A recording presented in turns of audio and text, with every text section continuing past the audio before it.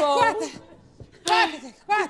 Então, tia Cavelna fez muito sucesso lá no Morro do Serol. Velha tia com a tia Cavelna. A ambas. Fala a novidade, Então, qual Tereza, foi? calma, eu tenho duas notícias pra te dar, assim, uma boa e outra ruim. Conta a boa, que a boa vem e vai amaciando, quando a ruim chegar eu boto pra fora. Boa. Então, a boa é que a fantasia ficou assim, ó, um escândalo de linda!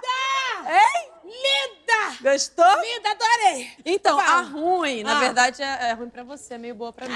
Fala. É que eles ficaram tão encantados comigo, eles me amam, me endeusam, que me chamaram pra ser a nova madrinha de bateria da Unidos do Serol!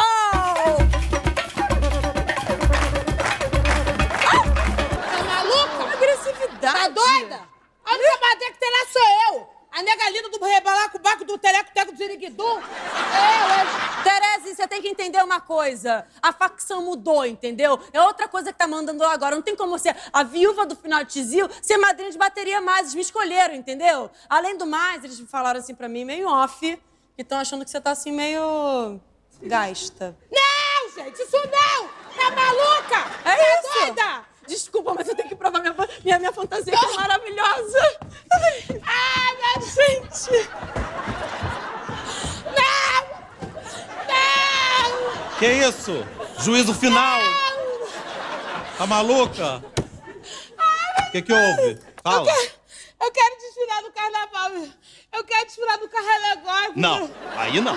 Não existe carro alegórico com estrutura pra te receber em cima, Terezinha. Você tá louca? Vai ser um tsunami na Sapucaí, menina. Quer me sacanear, Ferdinand? Não, não vou te sacanear, não. Vim aqui só pra deitar no sofá.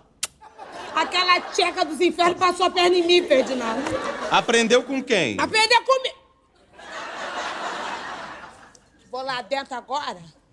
Vou sentar 3 tapas por dentro da cara dela.